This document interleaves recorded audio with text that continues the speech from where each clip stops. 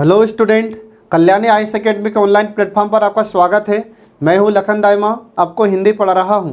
जैसा कि आप जानते हैं फ्रेंड, हिंदी एमपीपीएससी मेंस में 5वां प्रश्न पत्र है जो आपके लिए बहुत ही महत्वपूर्ण है। यह एमपीपीएससी के अलावा अन्य राज्यों के जो पीएससी होते हैं उसमें भी अलग से एक हिंदी विषय होता है। तो यह बहुत ही इंपॉर्टेंट विषय है और सरल है। इसमें आप थोड़ी सी मेहनत करके ज़्यादा से ज़्यादा अंक प्राप्त कर सकते हैं। तो चलिए फ्रेंड, आज हम शुरू करते हैं काल। तो आज का जो हमारा टॉपिक है वो है काल। इसमें हम पढ़ेंगे कि काल किसे कहते हैं और काल कितने प्रकार के होते हैं, ठीक है, और इससे संबंधित परीक्षा में प्रश्न कैसे पूछे जाते हैं। तो चलिए शुरू करते हैं। काल, काल किसे कहा जाता है फ्रेंड? तो काल का अर्थ वैसे क्या होता है? तो काल का अर्थ वैसे समय होता है, लेकिन हमें यहाँ विधिवत रूप से परीक्षा में कैसे लिखना है काल का अर्थ? तो काल का अर्थ आपको लिखना है कि क्रिया के जिस रूप से कार्य के समय तथा उसकी पूर्णता या अपूर्णता का बोध होता है उसे हम काल कहते हैं। ये काल का अर्थ होता है फ्रेंड। तो काल का अर्थ क्या हो जाता है कि क्रिया के जिस रूप से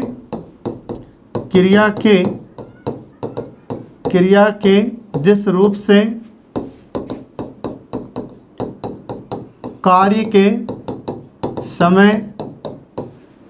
कार्य के समय तथा पूर्णता या अपूर्णता का बोध होता है या अपूर्णता का बोध हो तो उसे हम काल कहते हैं। ये काल का अर्थ होता है, ये आपको ध्यान रखना फ्रेंड। तो काल किसे कहा जाता है? तो क्रिया के जिस रूप से कार्य के समय का बोध होता है, कार्य की पूर्णता का बोध होता है या उसकी अपूर्णता का बोध होता है, तो इसे हम काल कहते हैं। तो हम जो भी कार्य करेंगे तो किसी न किसी समय में हम कार्य करते हैं, और जब कार्य करेंगे तो या तो कार्य पूरा होगा या फिर कार्य अधूरा होगा। आ रहा समझ में? तो जब इसका हमें बोध होता है तो इसे हम काल कहते हैं फ्रेंड, ठीक है। अब काल के प्रकार कितने होते हैं फ्रेंड? तो काल के 3 प्रकार होते हैं जो आपको याद रखना है। परीक्षा में आपसे पूछा जा सकता है कि काल का अर्थ लिखते हुए काल के प्रकार बताइए। तो इसके 3 प्रकार होते हैं फ्रेंड। कौन कौन से होते हैं? तो पहला हो जाता है वर्तमान काल, दूसरा होता है भूतकाल और तीसरा होता है भविष्य काल। ये 3 प्रकार होते हैं इसके फ्रेंड, ठीक है। तो वर्तमान काल में अभी है, जो अभी का समय है, वर्तमान का समय है, इसका वर्णन किया जाएगा। और भूतकाल में जो बीती हुई घटनाएं हैं इसके बारे में हम चर्चा करेंगे, या जो बीता हुआ समय है उसके बारे में वर्णन करेंगे। और भविष्य काल में आने वाला जो समय है उसका वर्णन हम करते हैं, ठीक है। तो पहले हम इसमें शुरू करेंगे फ्रेंड वर्तमान काल, ठीक है। तो पहला देखिए इसमें वर्तमान काल। अब वर्तमान काल किसे कहा जाता है ये इसमें अब आप देखिए, वर्तमान काल, ठीक है। तो वर्तमान काल किसे कहा जाता है? तो जिस काल में क्रिया के व्यापार की निरंतरता का बोध होता है उसे हम वर्तमान काल कहते हैं। ये इसका अर्थ है फ्रेंड, इसे ध्यान रखना आप लोग। इसका अर्थ क्या हो जाता है वर्तमान काल का? तो जिस काल में, इसका अर्थ आपको ध्यान रखना है कि जिस काल में क्रिया के व्यापार की निरंतरता का बोध हो या बोध होता है तो उसे हम वर्तमान काल कहते हैं। ये आपको ध्यान रखना फ्रेंड। तो जिस काल में क्रिया के व्यापार की निरंतरता का बोध हो उसे हम वर्तमान काल कहते हैं। इसका मतलब क्या होता है कि हम इसमें जो भी कार्य करेंगे वो हमें अभी ऐसा पता चलेगा कि यह कार्य हमने अभी ही किया है, तुरंत किया है, वर्तमान में किया है। इसका बोध हमें होता है किससे? वर्तमान काल से, ठीक है फ्रेंड। तो जैसे एक उदाहरण मैं आपको देता हूँ कि मोहन पुस्तक पढ़ता है, ठीक है। तो मोहन पुस्तक पढ़ता है तो इसमें कौन सा काल होगा? वर्तमान काल होगा। क्यों? क्योंकि हमें ऐसा लग रहा है कि उसने कार्य अभी किया है या अभी कर रहा है वो, ठीक है। तो इसका बोध जब हमें होता है तो उसे हम वर्तमान काल कहते हैं। ये आपको ध्यान रखना फ्रेंड, ठीक है। अब वर्तमान काल के प्रकार कितने होते हैं? तो वर्तमान काल के 5 प्रकार होते हैं फ्रेंड। तो 5 प्रकार कौन कौन से होते हैं वो देखिए यहाँ पर। वर्तमान काल, ठीक है। वर्तमान काल, इसके प्रकार कितने होते हैं? तो इसके 5 प्रकार होते हैं फ्रेंड, जो आपको याद रखना है। यदि परीक्षा में भी आपसे पूछा जाता है कि वर्तमान काल का अर्थ लिखते हुए इसके प्रकार बताइए, तो आपको पहले अर्थ बताना है जैसे हमने आपको बताया है, ठीक है। तो पहले इसका आपको अर्थ बताना है, फिर इसके बाद इसके प्रकार बताना है आपको, ठीक है। तो इसके प्रकार कौन कौन से होते हैं ये देखिए अब आप। तो इसका पहला प्रकार होता है सामान्य वर्तमान काल, पहला हो जाता है सामान्य वर्तमान काल। दूसरा होता है तात्कालिक वर्तमान काल, दूसरा होता है तात्कालिक वर्तमान काल, और तीसरा होता है पूर्ण वर्तमान काल, और चौथा हो जाता है संदिग्ध वर्तमान काल, और पांचवा होता है संभाव्य वर्तमान काल। ये ऐसे इसके 5 प्रकार होते हैं फ्रेंड, जो आपको ध्यान रखना है, परीक्षा में भी आपसे पूछ सकता है। तो परीक्षा में अगर आपसे पूछा जाता है कि वर्तमान काल का अर्थ लिखते हुए उसके प्रकार बताइए, तो जैसे हमने आपको अर्थ बताया है वैसे अर्थ लिखना है, और उसके बाद इसके 5 प्रकार आपको इस प्रकार से फ्लो चार्ट बनाकर आपको दिखाना है, ठीक है।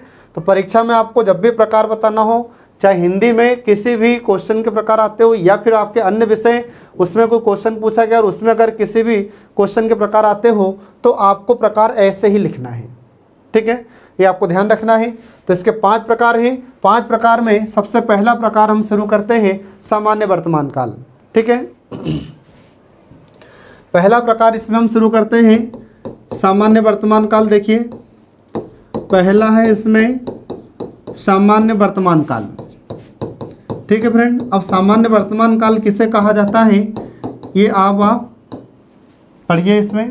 तो देखिए इसमें पहला सामान्य वर्तमान काल, तो जिस काल में क्रिया के व्यापार के संपन्न होने का बोध वर्तमान में मालूम हो, तो उसे हम सामान्य वर्तमान काल कहते हैं। ये आपको ध्यान रखना है फ्रेंड, ठीक है। तो इसको आप कैसे याद रखेंगे, इसका अर्थ क्या होता है? तो इसका अर्थ होता है कि जिस काल में क्रिया के संपन्न होने का बोध वर्तमान में मालूम हो, तो उसे हम सामान्य वर्तमान काल कहते हैं, ठीक है। इसे याद रखना आप। तो जिस काल में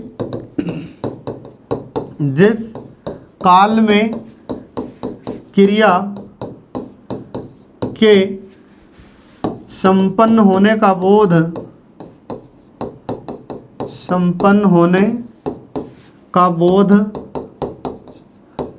वर्तमान में मालूम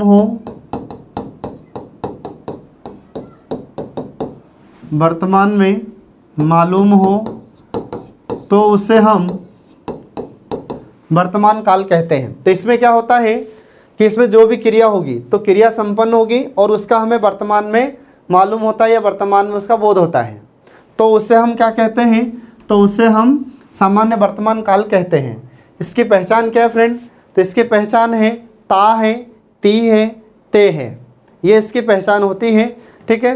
तो आपको ध्यान रखना है इसकी पहचान क्या होगी, आप इसको कैसे पहचानेंगे। तो इसकी पहचान होती है ता है, ठीक है, ता है, ती है और ते है। ता है, ती है, ते है, ये इसकी पहचान होती है किसकी? सामान्य वर्तमान काल की। अब इसके कुछ उदाहरण देखिए तो इससे और ज़्यादा आपको स्पष्ट हो जाएगा। तो देखिए इसका कुछ उदाहरण देखिए इसका सामान्य वर्तमान काल के उदाहरण देखिए। तो यहाँ पर उदाहरण है कि श्याम पुस्तक पढ़ता है, श्याम पुस्तक पढ़ता है, ठीक है। तो यहाँ पर हम आपको बता रहे हैं कि श्याम पुस्तक पढ़ता है। तो यदि आपको परीक्षा में कुछ भी ध्यान ना आए तो आपको ये ध्यान रखना है कि जिसमें ता है, ती है, ते है आ जाए तो समझना कि वह सामान्य वर्तमान काल है। तो यहाँ पर अंत में क्या आ गया है वाक्य में? ता है, ये आ गया है। तो ये कौन सा काल हो जाता है? वर्तमान काल। वर्तमान काल तो है पर कौन सा वर्तमान काल? सामान्य वर्तमान काल, ठीक है। तो इसमें श्याम पुस्तक पढ़ता है मतलब अभी की बात हो रही है, इसमें आ रहा समझ में। इसके बाद फिर ऐसे ही दूसरा उदाहरण आता है कि मीना खाना बनाती है, ठीक है, मीना खाना बनाती है। तो इसमें भी क्या हो रहा है इसमें भी हम अभी वर्तमान की ही बात कर रहे हैं। ठीक है फ्रेंड, ये आपको ध्यान रखना है। ऐसे फिर तीसरा उदाहरण इसका आ जाता है कि बच्चे क्रिकेट खेलते हैं, बच्चे क्रिकेट खेलते हैं। तो इसमें भी हम किसकी बात कर रहे हैं? तो इसमें भी हम अभी वर्तमान की ही बात कर रहे हैं कि अभी काम कर रहे हैं, वो अभी खेलते हैं, मतलब उनका कार्य चालू है। ठीक है, तो ये इसमें आपको ध्यान रखना फ्रेंड। ये इसके कुछ उदाहरण हैं और इसकी पहचान क्या है? तो इसकी पहचान आपको ये ध्यान रखना है, ता है, ती है और ते है, ये इसकी पहचान होती है। ठीक है, इसके बाद फिर इसका दूसरा प्रकार आता है वर्तमान काल का। तो वर्तमान काल का दूसरा प्रकार होता है तात्कालिक वर्तमान। दूसरा है तात्कालिक वर्तमान काल। अब तात्कालिक वर्तमान काल किसे कहा जाता है फ्रेंड, ये आपको इसमें ध्यान रखना है। तो तात्कालिक वर्तमान काल का अर्थ आपको ध्यान रखना है कि जिस काल में क्रिया के लगातार होने का बोध हो तो उसे हम तात्कालिक वर्तमान काल कहते हैं। ये इसे आपको ध्यान रखना है कि तात्कालिक वर्तमान काल किसे कहते हैं। तो इसका अर्थ होता है कि जिस काल में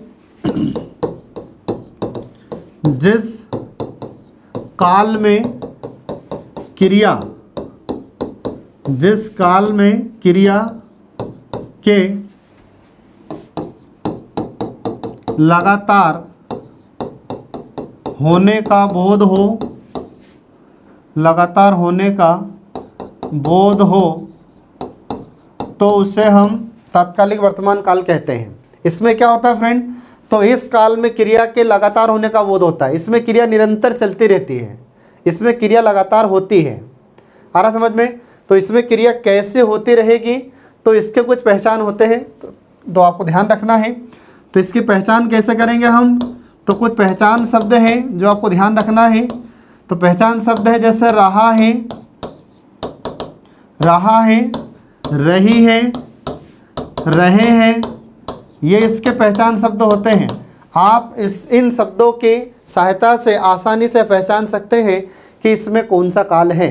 तो रहा है, रही है, रहे हैं, ये शब्द जब हमें किसी वाक्य में दिख रहे हैं तो आपको ध्यान रखना है कि इसमें कौन सा काल होता है, तात्कालिक वर्तमान काल होता है फ्रेंड। ठीक है, तो इसका एक उदाहरण देखिए, जैसे तो इसका उदाहरण है कि बच्चे क्रिकेट खेल रहे हैं, बच्चे क्रिकेट खेल रहे हैं, बच्चे क्रिकेट खेल रहे हैं।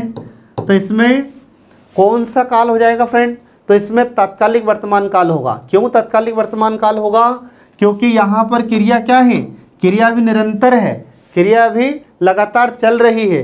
आ रहा समझ में? तो जहाँ पर क्रिया की हमें निरंतरता का बोध होता है, उसके निरंतर होने का बोध होता है, लगातार होने का बोध होता है, तो वहाँ पर ये तात्कालिक वर्तमान काल होता है।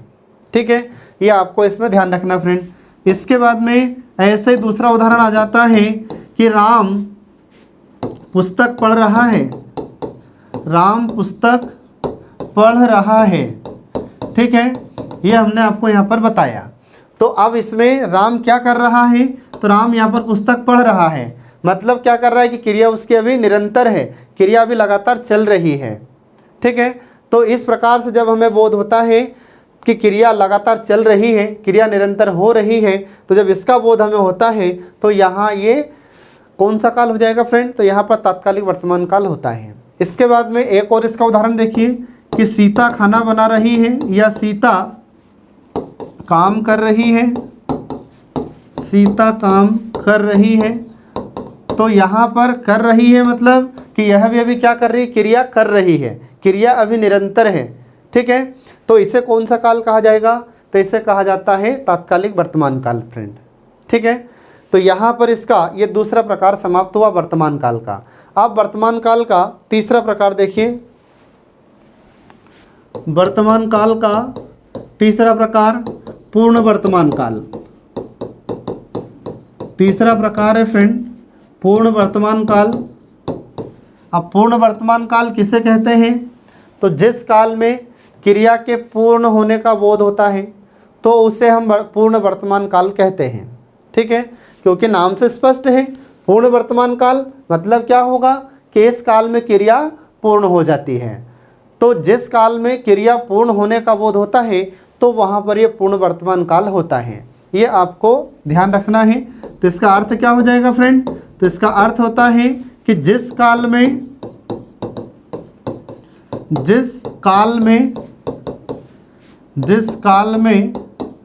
क्रिया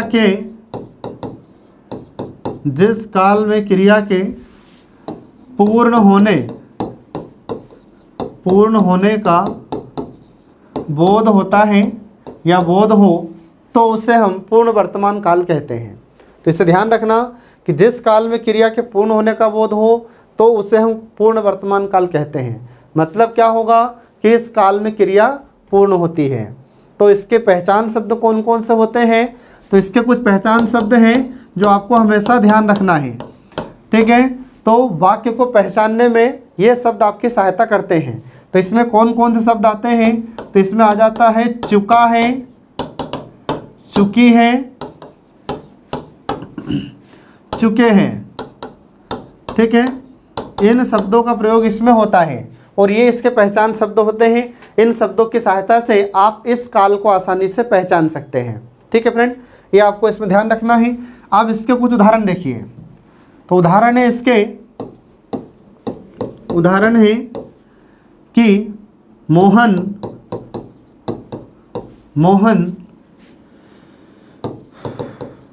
स्कूल जा चुका है, ठीक है। मोहन स्कूल जा चुका है, मतलब इसमें क्या हो रहा है? इसमें क्रिया पूर्ण हुई है परंतु ये वर्तमान की ही बात होती है। आ रहा समझ में? तो मोहन स्कूल जा चुका है मतलब क्या हो रहा है कि अभी गया है, ज़्यादा समय उसको नहीं हुआ है। ऐसे ही दूसरा उदाहरण आता है कि श्याम पुस्तक पढ़ चुका है, श्याम पुस्तक पढ़ चुका है। तो इसमें चुका है, चुकी है, चुके हैं, इनका प्रयोग किया जाता है। तो यहाँ पर श्याम पुस्तक पढ़ चुका है मतलब इसकी क्रिया पूर्ण हो चुकी है। आ रहा समझ में? तो इसमें क्रिया के पूर्ण होने का बोध होता है, ये आपको इसमें ध्यान रखना है, ठीक है। ऐसे ही अगला उदाहरण इसमें आ जाता है कि बच्चे क्रिकेट खेल चुके हैं। आ रहा समझ में? तो उनकी जो क्रिया है वह पूर्ण हो चुकी है। ऐसे ही एक और उदाहरण इसमें सुनिए कि जैसे राधा खाना बना चुकी है। तो राधा खाना बना चुकी है मतलब उसका जो कार्य था, उसकी जो क्रिया थी वह पूर्ण हो गई है, परंतु वर्तमान काल की ही बात होती है, इसमें ध्यान रखना, ठीक है। तो इस प्रकार से हम देखते हैं कि ये तीसरा प्रकार इसका यहाँ पर समाप्त हो जाता है। अब इसके बाद देखिए वर्तमान काल का चौथा प्रकार। ये देखिए इसमें संदिग्ध वर्तमान काल। चौथा प्रकार होता है संदिग्ध वर्तमान काल, ठीक है। अब संदिग्ध वर्तमान काल किसे कहा जाता है? यहाँ पर इसका अर्थ समझिए अब आप। तो संदिग्ध का मतलब क्या हो जाता है? संदेह, ठीक है। संदिग्ध का अर्थ क्या हो जाता है? इसका अर्थ हो जाता है संदेह। तो फिर इसका अर्थ क्या हो जाएगा पूरा? तो इसका पूरा अर्थ होता है कि जिस काल में क्रिया के होने या करने में संदेह प्रकट हो तो उसे हम संदिग्ध वर्तमान काल कहते हैं। यह आपको ध्यान रखना है फ्रेंड। तो जिस काल में क्रिया के होने या करने में संदेह प्रकट हो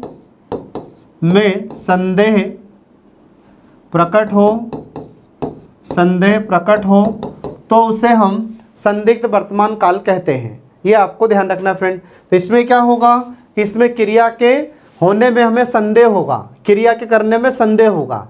तो कैसे संदेह होगा, कैसे डाउट होगा, ये इसमें आप देखिए। तो इसके पहचान शब्द कौन कौन से होते हैं? तो इसके कुछ पहचान शब्द हैं जो आपको याद रखना होगा।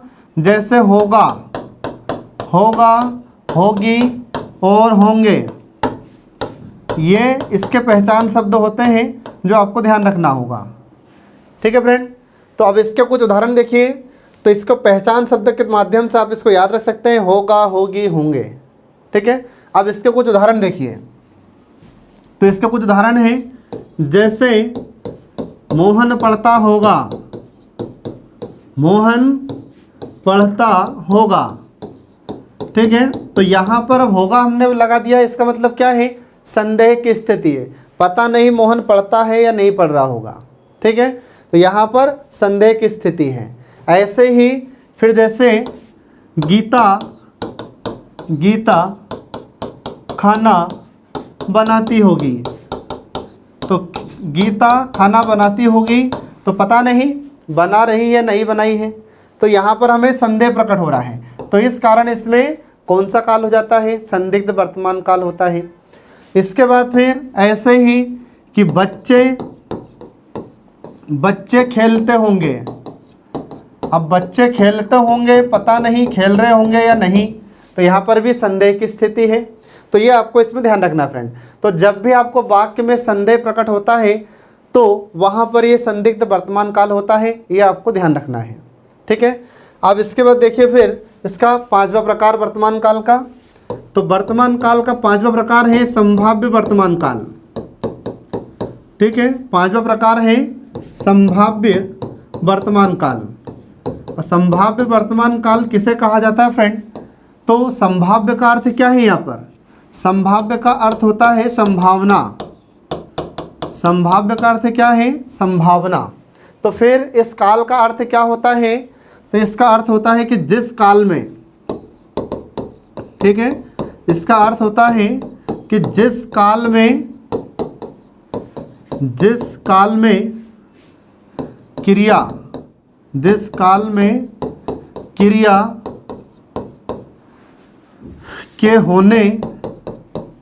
के होने या करने की संभावना का बोध हो,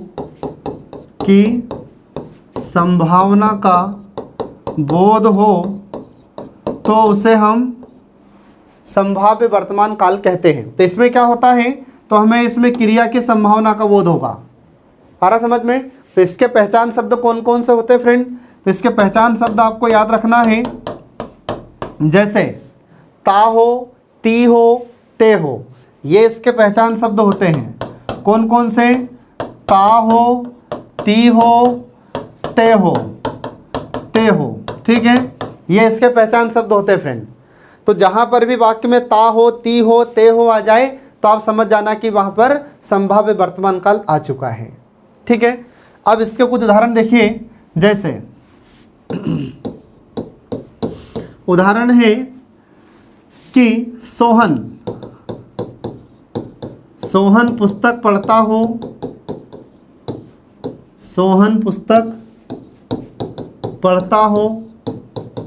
तो आप जब यहाँ पर हम बोल रहे हैं कि सोहन पुस्तक पढ़ता हो, तो पढ़ता हो मतलब क्या है, संभावना है।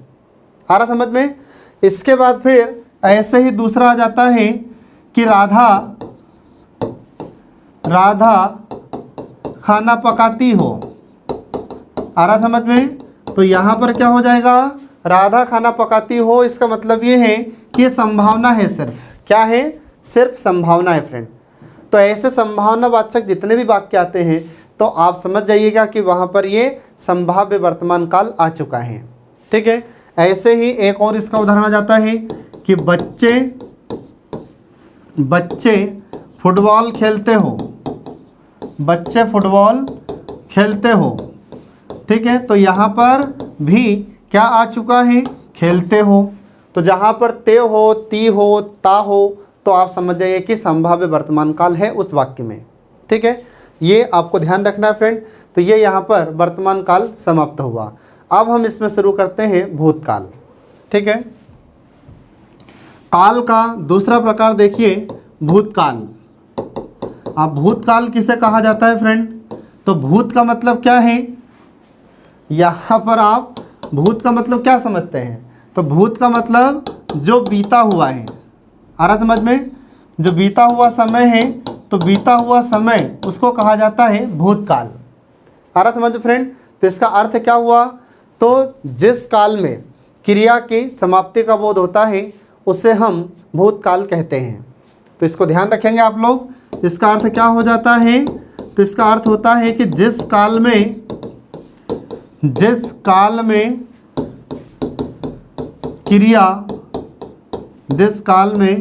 क्रिया के व्यापार की समाप्ति का बोध हो, की समाप्ति का बोध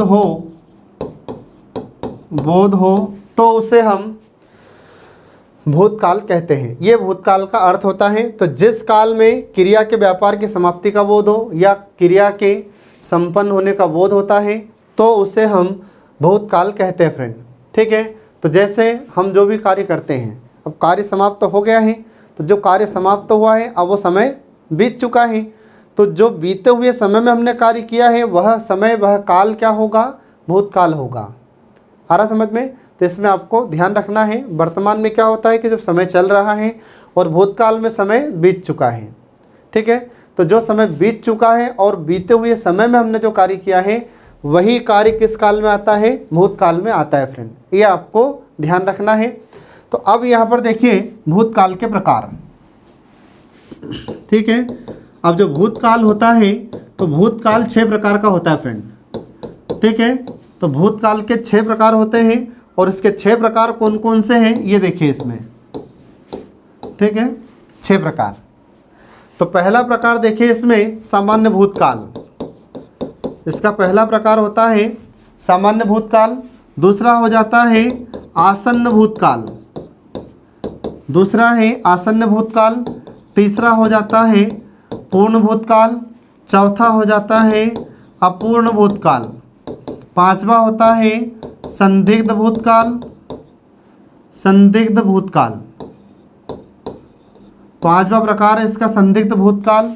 और छठवा हो जाता है इसका प्रकार हेतुमद भूतकाल, हेतुमद भूतकाल। ये ऐसे इसके 6 प्रकार होते हैं फ्रेंड। तो परीक्षा में अगर आपसे पूछा जाता है कि भूतकाल का अर्थ बताते हुए उसके प्रकार बताइए, तो आपको पहले भूतकाल के अर्थ लिखना है, उसके बाद उसके ये 6 प्रकार आपको लिखना है। और जो 6 प्रकार जब भी आप लिखें तो आप उसको ऐसे ही फ्लो चार्ट के माध्यम से लिखें। ठीक है, तो इसको आप ध्यान रखें। तो ये होते हैं भूतकाल के 6 प्रकार। अब इसमें सबसे पहले हम पढ़ेंगे इसमें सामान्य भूतकाल। सामान्य भूतकाल के बाद फिर हम पढ़ेंगे दूसरा आसन्न भूतकाल। ऐसे फिर 1 बाय 1 एक के बाद हम एक इसके 6 ही प्रकार पूरा पढ़ेंगे। ठीक है, तो पहला प्रकार हम शुरू करते हैं अब सामान्य भूतकाल। तो पहला प्रकार देखिए इसमें सामान्य भूतकाल। ठीक है, सामान्य भूतकाल। अब सामान्य भूतकाल किसे कहा जाता है फ्रेंड?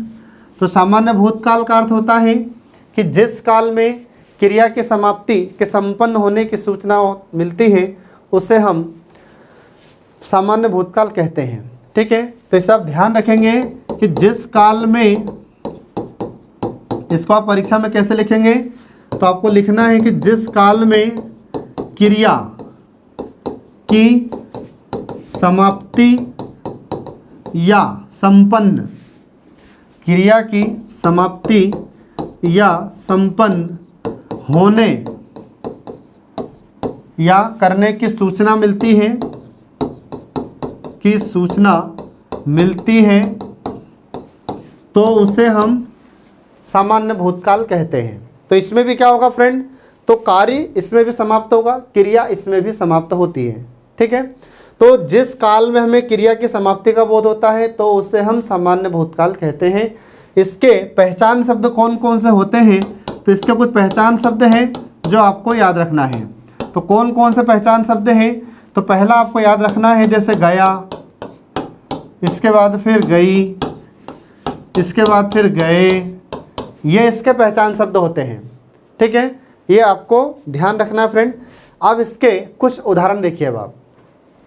तो कुछ उदाहरण हैं जैसे, तो पहला इसका उदाहरण देखिए कि मोहन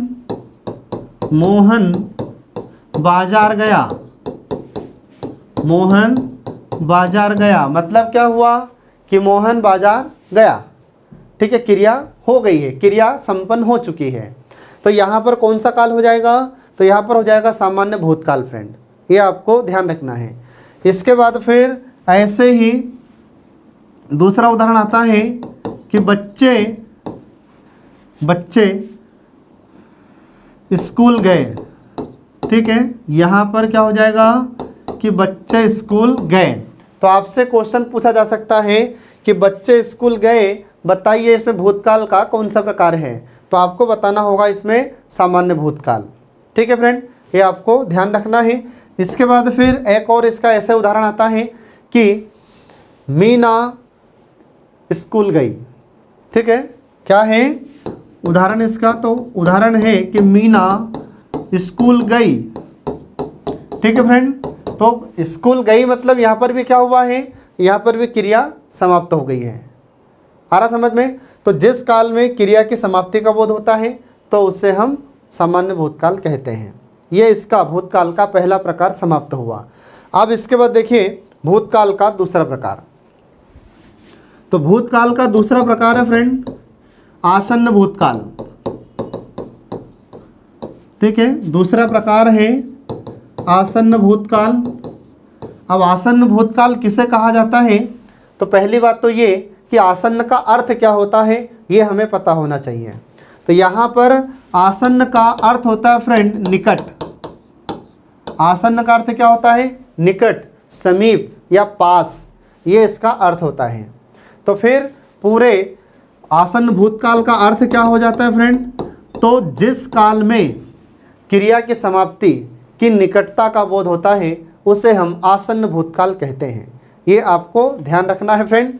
तो जिस काल में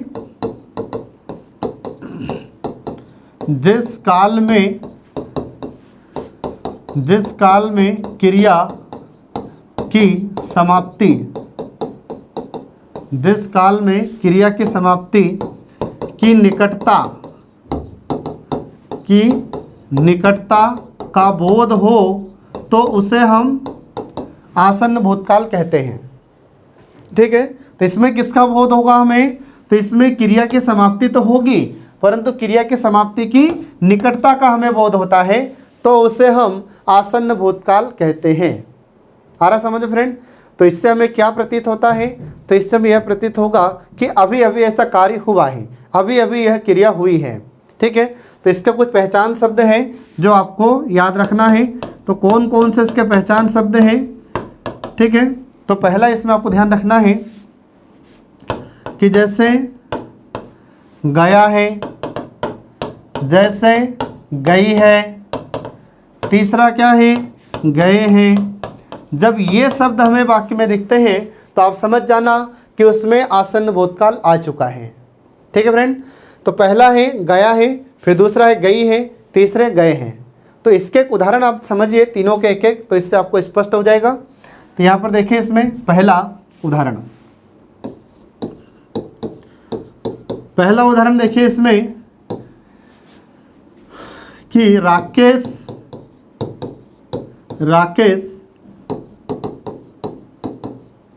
स्कूल गया है। ठीक है फ्रेंड, तो यहाँ पर हमने बोला कि राकेश स्कूल गया है, तो इसका मतलब क्या हुआ? तो स्कूल गया है मतलब अभी अभी गया है। ठीक है, जो जाने की क्रिया हुई है ये अभी अभी हुई है, इससे हमें यह प्रतीत होता है। ठीक है, इससे हमें यह पता चलता है। ऐसे ही दूसरा इसका उदाहरण देखिए कि जैसे गीता बाजार गई है। कहाँ गई है गीता? तो गीता बाजार गई है फ्रेंड।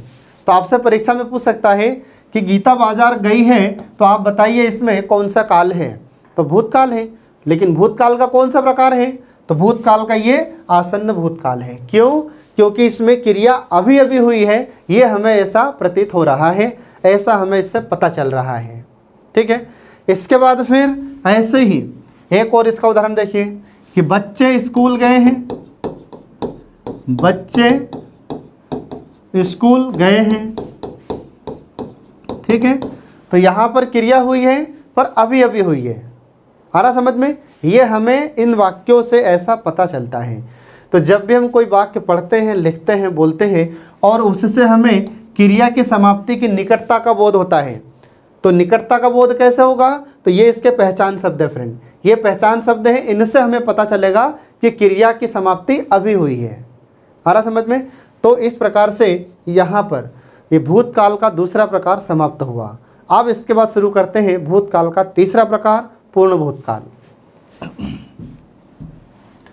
तीसरा प्रकार है फ्रेंड, तीसरा प्रकार है पूर्ण भूतकाल। ठीक है, तीसरा प्रकार है पूर्ण भूतकाल। अब पूर्ण भूतकाल का अर्थ क्या हो जाएगा, तो जिस काल में क्रिया की समाप्ति की पूर्णता का बोध होता है तो उसे हम पूर्ण भूतकाल कहते हैं। तो इसे आप ध्यान रखिएगा। तो जिस काल में क्रिया की समाप्ति की पूर्णता का बोध होता है, कि पूर्णता का बोध होता है, तो उसे हम पूर्ण भूतकाल कहते हैं। क्योंकि पूर्ण भूतकाल का मतलब ही क्या है कि कार्य पूरा हो चुका है, कार्य कंप्लीट हो चुका है। अब आ रहा समझ में। तो इसके पहचान शब्द कौन कौन से होते हैं फ्रेंड, तो कुछ इसके पहचान शब्द होते हैं जो आपको ध्यान रखना है। तो इसके पहचान शब्द कौन कौन से हैं, तो पहला देखिए इसमें, जैसे गया था, जैसे गया था, जैसे गई थी, जैसे गए थे। ठीक है, ये इसके पहचान शब्द होते हैं फ्रेंड। ठीक है, अब इसके कुछ उदाहरण समझिए आप, तो उदाहरण से आपको और स्पष्ट हो जाएगा। जैसे उदाहरण है इसका कि राम बाजार गया था। ठीक है, राम बाजार गया था। इसका मतलब क्या समझे फ्रेंड आप, तो गया था मतलब कि बाजार गया था, ये कार्य पूरा हो चुका है, ये क्रिया पूरी हो चुकी है। आ रहा समझ में। तो जहाँ पर भी क्रिया के पूर्णता का बोध होता है, क्रिया पूर्ण हो चुकी होती है, और इसका बोध जब हम होता है, या क्रिया का बोध जब हमें होता है, तो उसे हम ये पूर्ण भूतकाल कहते हैं। ठीक है, ये आपको ध्यान रखना है। ऐसे ही दूसरा उदाहरण आता है कि सीता स्कूल गई थी, स्कूल गई थी। तो इसका मतलब क्या हो गया कि स्कूल गई थी, स्कूल से आ चुकी है, मतलब जो क्रिया थी, क्रिया पूर्ण हो चुकी है। तो जब क्रिया पूर्ण हो चुकी होती है तो वहाँ पर ये पूर्ण भूतकाल होता है। ये आपको ध्यान रखना फ्रेंड। ठीक है, ऐसे ही फिर तीसरा उदाहरण आ जाता है कि बच्चे क्रिकेट खेलने गए थे, बच्चे क्रिकेट खेलने गए थे। मतलब क्या हुआ फ्रेंड, कि जो खेलने की क्रिया है वह पूर्ण हो चुकी है। आ रहा समझ में, जो क्रिया है वह पूर्ण रूप से समाप्त हो चुकी है, इसलिए इसमें कौन सा वाक्य हो जाता है, तो इसमें पूर्ण भूतकाल का वाक्य है फ्रेंड। ये आपको ध्यान रखना है। ठीक है, तो इस प्रकार से यहाँ पर ये भूतकाल का तीसरा प्रकार भी समाप्त हुआ, पूर्ण भूतकाल। अब इसके बाद फिर अगला देखिए, चौथा प्रकार। तो इसमें होता है अपूर्ण भूतकाल, अपूर्ण भूतकाल। ठीक है, इससे पहले हमने कौन सा प्रकार पढ़ा था, तो इससे पहले हमने पूर्ण भूतकाल के बारे में पढ़ा था। अब यहाँ पर हम शुरू कर रहे हैं अपूर्ण भूतकाल। तो इसका अर्थ क्या हो जाता है फ्रेंड, तो जिस काल में क्रिया की समाप्ति की अपूर्णता का बोध होता है तो उसे हम अपूर्ण भूतकाल कहते हैं। ठीक है, इसका अर्थ क्या हो जाता है, तो इसका अर्थ होता है कि जिस काल में, ठीक है, इसका अर्थ क्या है, तो इसका अर्थ होता है कि जिस काल में क्रिया की समाप्ति की अपूर्णता का बोध होता है, अपूर्णता का बोध होता है, अपूर्णता का बोध होता है, तो उसे हम अपूर्ण भूतकाल कहते हैं। ये आपको ध्यान रखना है। तो इसमें क्रिया समाप्त होगी परंतु उसकी समाप्ति की अपूर्णता का बोध हमें होता है, तो यहाँ पर कौन सा काल हो जाएगा फ्रेंड, तो यहाँ पर अपूर्ण भूतकाल होता है। ठीक है, तो अपूर्ण का मतलब क्या है कि कार्य पूर्ण नहीं होगा। ठीक है, तो इसके पहचान शब्द कौन कौन से हैं, तो इसके कुछ पहचान शब्द होते हैं जो आपको ध्यान रखना है। जैसे रहा था, रही थी, रहे थे, ये इसके पहचान शब्द होते हैं। ठीक है, रहा था, रही थी, रहे थे, ये इसके पहचान शब्द होते हैं। तो वाक्य में जहाँ पर भी रहा था, रही थी, रहे थे आ जाए तो आप समझ जाना कि वह कौन सा वाक्य है, तो वह अपूर्ण भूतकाल का वाक्य है। ठीक है, ये आपको ध्यान रखना है फ्रेंड। अब इसके कुछ उदाहरण देखिए यहाँ पर। तो इसका उदाहरण है जैसे बच्चे जा रहे थे, बच्चे जा रहे थे। तो बच्चे जा रहे थे मतलब कि यहाँ पर क्रिया अधूरी है, यहाँ पर क्रिया पूर्ण नहीं हो पाई। ठीक है, ऐसे ही मोहन पढ़ रहा था, मोहन पढ़ रहा था मतलब क्या हुआ कि यहाँ पर क्रिया पूर्ण नहीं हुई, अधूरी है यहाँ पर क्रिया। ऐसे ही जैसे सीता खाना बना रही थी, खाना बना रही थी। तो यहाँ पर भी क्या हुआ फ्रेंड, तो यहाँ पर भी क्रिया अधूरी है, क्रिया पूरी नहीं हुई है। तो इसमें कौन सा काल है, तो इसमें अपूर्ण भूतकाल होता है फ्रेंड। ठीक है, ये आपको ध्यान रखना है। इसके बाद फिर अगला हो जाता है पांचवा प्रकार, संदिग्ध भूतकाल। भूतकाल का पांचवा प्रकार होता है संदिग्ध भूतकाल।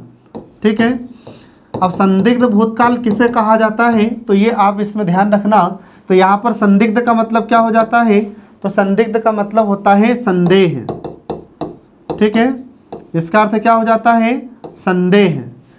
संदिग्ध का अर्थ हो जाता है फ्रेंड संदेह, ये आप याद रखना। इसका अर्थ क्या हो जाता है फिर इस काल का, तो संदिग्ध भूतकाल का अर्थ होता है कि जिस काल में क्रिया के समाप्ति में संदेह प्रकट हो तो वहाँ पर संदिग्ध भूतकाल होता है। ठीक है, तो याद रखना आप लोग कि जिस काल में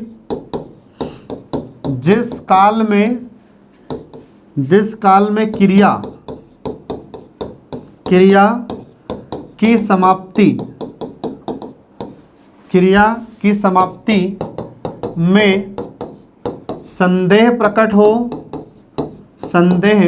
हो तो उसे हम संदिग्ध भूतकाल कहते हैं। ये आपको ध्यान रखना है। तो संदिग्ध का मतलब ही क्या होता है फ्रेंड, संदेह होता है। ठीक है, तो संदिग्ध का अर्थ हो जाता है संदेह। तो फिर इसका अर्थ क्या हो जाएगा पूरे का, कि जिस काल में क्रिया की समाप्ति में संदेह प्रकट होता है तो वहाँ पर ये संदिग्ध भूतकाल होता है। ठीक है, अब इसके पहचान शब्द कौन कौन से फ्रेंड, तो इसके कुछ पहचान शब्द हैं जो आपको ध्यान रखना है, परीक्षा में आपकी सहायता करते हैं। देखिए इसकी पहचान क्या होगी। इसकी कुछ पहचान होती है जैसे गया होगा, गई होगी, गए होंगे, आया होगा, आई होंगी।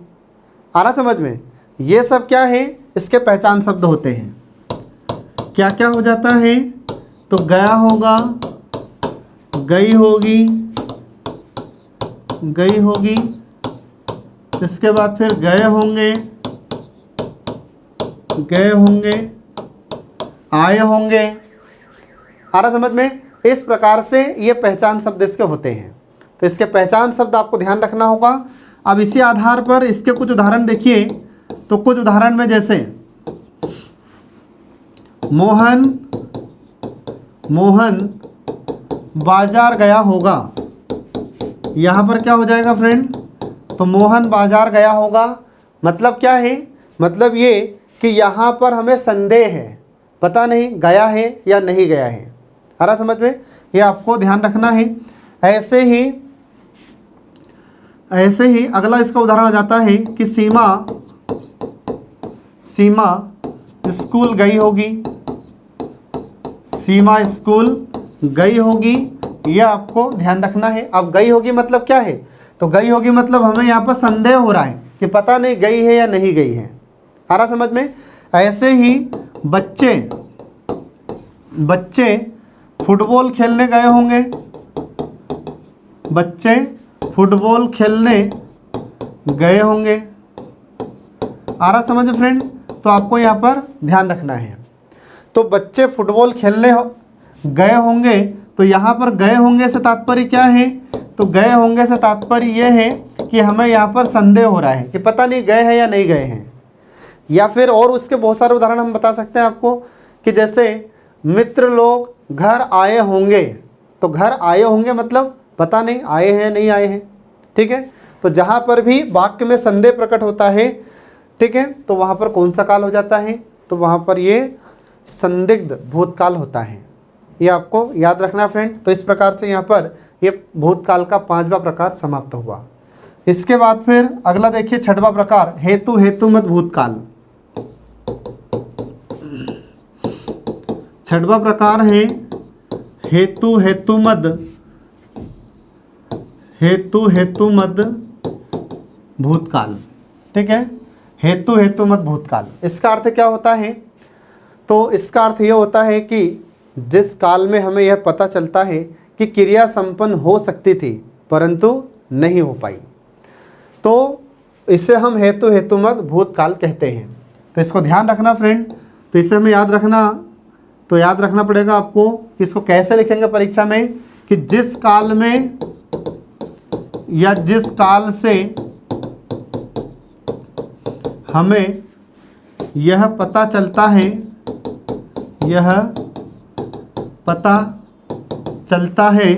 कि क्रिया संपन्न होने वाली थी परंतु नहीं हो सकी, तो ऐसी स्थिति में कौन सा काल होता है, तो ऐसी स्थिति में हेतु हेतुमत भूतकाल होता है। ये आपको ध्यान रखना फ्रेंड, ठीक है। अब इसमें ऐसा कोई पहचान शब्द नहीं है, ठीक है, जैसे हम आपको पहले बताए हैं, तो ऐसा कोई पहचान शब्द इसका नहीं है। अब इसके कुछ उदाहरण देखिए। तो उदाहरण है इसका फ्रेंड कि मोहन परिश्रम करता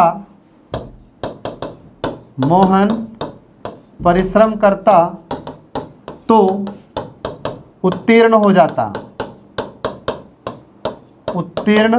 जाता, ठीक है।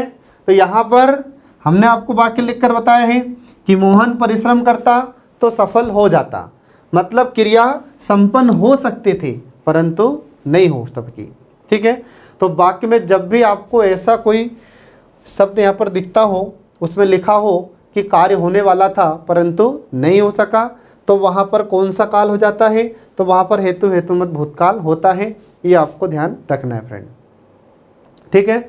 इसके बाद में और भी इसके उदाहरण होते हैं कि जैसे मोहन बाजार जाता तो श्याम भी जाता। अब मोहन बाजार जाता मतलब कि अगर मोहन जाता तो श्याम भी जाता, तो कार्य होने वाला था परंतु नहीं हो सका। तो इस प्रकार से आपको ध्यान रखना फ्रेंड। तो यहाँ पर ये भूतकाल का 6वां प्रकार भी समाप्त हो जाता है। अब इसके बाद में शुरू करते हैं तीसरा प्रकार काल का भविष्यकाल, ठीक है। तो काल का तीसरा प्रकार आपको ध्यान रखना है भविष्यकाल, ठीक है। तो तीसरा प्रकार है फ्रेंड भविष्यकाल। अब भविष्यकाल किसे कहा जाता है, तो इसमें आपको ध्यान रखना है, ठीक है। भविष्यकाल, तो इसका अर्थ क्या हो जाता है, भविष्य का मतलब होता है आने वाला। तो जिस काल में हमें यह पता चलता है कि क्रिया आने वाले समय में होगी तो उसे हम भविष्यकाल कहते हैं। आ रहा समझ में। तो इसका सीधा साफ अर्थ याद रखना कि भविष्य में होने वाली क्रियाओं का बोध जिस काल में होता है तो उसे हम भविष्यत काल कहते हैं। इसी भविष्य को भविष्यत भी कहते हैं, इसमें कंफ्यूज मत होना आप लोग। इसी को क्या कहा जाता है, तो इसी को भविष्यत काल भी कहते हैं, ठीक है। इसी को क्या कहा जाता है, तो इसी को भविष्यत काल भी कहा जाता है। इसको ध्यान रखना फ्रेंड। तो इसका अर्थ क्या हो जाता है कि भविष्य में होने वाली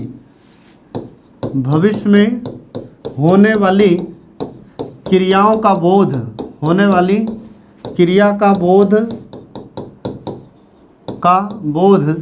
जिस काल में होता है उसे हम भविष्यत काल कहते हैं। तो इसमें आपको ध्यान रखना है। तो इस समय क्या पता चलता है, इस समय यह पता चलता है कि भविष्य में होगी क्रिया। जो भी क्रिया करना है वो कब होगी, आने वाले समय में होगी। ठीक है, तो इसमें आपको ध्यान रखना है कि भविष्य में होने वाली क्रियाओं का बोध जिस काल से हमें होता है उसे हम भविष्यत काल या भविष्य काल कहते हैं। ये आपको ध्यान रखना है फ्रेंड इसमें। ठीक है, तो इसमें पहचान शब्द क्या होते हैं ज़्यादातर, तो इसमें पहचान शब्द होते हैं जैसे गा है, गी है, गे है, ऐसे शब्द इसमें आते हैं। अब इसके प्रकार कितने होते हैं, तो इसके 3 प्रकार होते हैं फ्रेंड। ठीक है, तो कौन कौन से 3 प्रकार होते हैं वो यहाँ पर देखिए। अब आप भविष्य काल के 3 प्रकार होते हैं, वो देखिए। भविष्य काल इसके 3 प्रकार होते हैं। कौन कौन से 3 प्रकार होते हैं, तो पहला देखिए इसमें सामान्य भविष्य काल, पहला है सामान्य भविष्य काल, दूसरा होता है संभाव्य भविष्य काल, और तीसरा होता है हेतुमद भविष्य काल। हेतुमद भविष्य काल, ऐसे इसके 3 प्रकार होते हैं फ्रेंड। ठीक है, अब इसमें सबसे पहला हम शुरू करते हैं सामान्य भविष्यत काल। ठीक है, तो पहला यहाँ पर देखिए, अब इसमें सामान्य भविष्य काल। सामान्य भविष्य काल पहला प्रकार है सामान्य भविष्य काल। ठीक है, अब सामान्य भविष्य काल किसे कहा जाता है, तो इसका अर्थ आपको ध्यान रखना है कि आने वाले समय में क्रिया का होना या करने का बोध जिस काल से हमें होता है उसे हम सामान्य भविष्य काल कहते हैं। ये आपको ध्यान रखना है फ्रेंड। आने वाले समय में क्रिया का होना या करने का बोध जिस काल से होता है,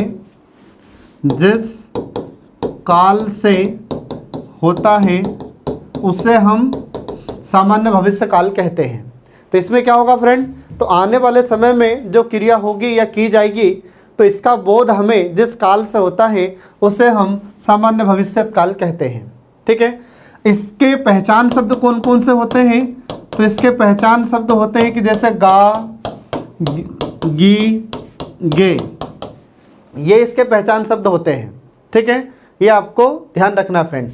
अब पहला इसमें देखिए इसका उदाहरण गा का, उसके बाद फिर गी के और फिर गे के। तो उदाहरण देखिए इसमें, जैसे मोहन पुस्तक पढ़ेगा, मोहन पुस्तक पढ़ेगा। तो मोहन पुस्तक पढ़ेगा मतलब क्या, कि भविष्य की बात है, वो पढ़ेगा मतलब आने वाले समय में पढ़ेगा। इसके बाद में ऐसे ही जैसे राधा बाजार जाएगी। ठीक है, राधा बाजार जाएगी, तो यहाँ पर जाएगी मतलब भविष्य की बात है, आने वाले समय की बात है। ठीक है, ये आपको ध्यान रखना है। ऐसे ही बच्चे क्रिकेट खेलेंगे, बच्चे क्रिकेट खेलेंगे, तो खेलेंगे मतलब ये भी क्या है फ्रेंड, तो ये आने वाले समय की बात है, भविष्य की बात है। ठीक है, तो जहाँ पर ये गा, गी, गे ये शब्द हमें दिखते हैं किसी वाक्य में, तो आप समझ जाइएगा कि वहाँ पर सामान्य भविष्य काल है। ठीक है, तो आई होप आप लोग समझ गए होंगे। अब देखिए इसमें भविष्य काल का दूसरा प्रकार। तो भविष्य काल का दूसरा प्रकार होता है फ्रेंड संभाव्य भविष्य काल। संभाव्य भविष्य काल। ठीक है, अब संभाव्य भविष्य काल किसे कहा जाता है, तो यहाँ पर संभाव्य का मतलब क्या है, तो संभाव्य का मतलब है फ्रेंड संभावना, जो मैं आपको पहले भी बता चुका हूँ। ठीक है, तो संभाव्य का अर्थ है यहाँ पर संभावना। तो जिस काल में हमें या आने वाले समय में क्रिया के होने या करने की संभावना का बोध जिस काल से होता है उसे हम संभाव्य भविष्य काल कहते हैं। इसको आप परीक्षा में कैसे लिखेंगे, तो परीक्षा में आपको लिखना है कि आने वाले समय में क्रिया के होने या करने की संभावना का बोध जिस काल से होता है,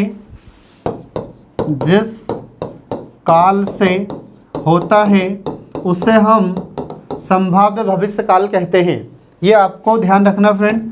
तो संभाव्य भविष्य काल का अर्थ क्या हो जाता है कि आने वाले समय में क्रिया तो इसमें भी आने वाले समय में ही होगी, परंतु यहाँ पर संभावना व्यक्त की जाती है। ठीक है, तो आने वाले समय में क्रिया के होने या करने की संभावना का बोध जिस काल से होता है उसे हम संभाव्य भविष्यत काल कहते हैं। आ रहा समझ में? तो इसमें काल, जिसमें ध्यान रखना कि इसमें जो क्रिया होगी भविष्य में ही होगी, परंतु संभावना है। ठीक है फ्रेंड, तो इसमें पहचान शब्द कैसे होते हैं, तो कुछ पहचान शब्द हैं इसके जो आपको पहचानने में सहायता करते हैं। तो कुछ पहचान शब्द हैं इसके, जैसे लगता है, दूसरा संभव है। ठीक है, लगता है, संभव है, ये इस प्रकार के कुछ शब्द होते हैं जिनसे हमें यह पता चलता है कि इसमें संभाव्य भविष्यत काल है। ठीक है, तो ये पहचान शब्द आप इसमें याद रखना फ्रेंड। अब इसके उदाहरण देखिए। उदाहरण है इसके कि संभव है राम आए, संभव है राम आए। तो ये हम भविष्य की ही बात कर रहे हैं, लेकिन एक संभावना है। आ रहा समझ फ्रेंड? ये आपको ध्यान रखना है। ऐसे ही कि लगता है मोहन आएगा या मोहन जाएगा, जैसा भी आपको लिखना है। ठीक है, तो लगता है मोहन आएगा मतलब क्या बता रहे हैं हम? संभावना बता रहे हैं, परंतु ये भविष्य की बात है फ्रेंड। ठीक है, तो ये इस प्रकार से आपको याद रखना है। तो यहाँ पर भविष्य काल का दूसरा प्रकार समाप्त हुआ। अब तीसरा प्रकार शुरू करते हैं, हेतु मत भविष्य काल। ठीक है, तीसरा प्रकार है हेतु मद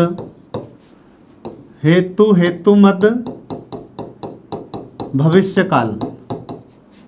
ठीक है, अब हेतु मत भविष्य काल, इसका अर्थ क्या हो जाता है फ्रेंड? तो इसका अर्थ हो जाता है कि इसमें एक क्रिया का होना दूसरी क्रिया पर निर्भर होता है। ठीक है, इसमें आपको ध्यान रखना है कि इसका अर्थ क्या हो जाएगा। तो इसका अर्थ हो जाता है कि एक क्रिया का होना, ठीक है, एक क्रिया का होना दूसरी क्रिया पर निर्भर होता है। एक क्रिया का होना दूसरी क्रिया पर निर्भर होता है, दूसरी क्रिया पर निर्भर होता है, तो उसे हम हेतु मत भविष्य काल कहते हैं। ये आपको ध्यान रखना फ्रेंड। और जब हमने भूतकाल में हेतु मत भूतकाल पढ़ा था तो उसका मतलब क्या हो जाता है? तो उसका मतलब हमने आपको उधर बताया था। ठीक है, तो क्या बताया था हमने कि क्रिया या कार्य होने वाला था लेकिन नहीं हो पाया। और यहाँ पर इसका अर्थ क्या है? तो यहाँ पर इसका अर्थ होता है कि एक क्रिया का होना दूसरी क्रिया पर निर्भर होता है। तो उदाहरण इसका देखिए। तो इसका उदाहरण क्या है फ्रेंड? तो इसका उदाहरण है कि छात्रवृत्ति मिले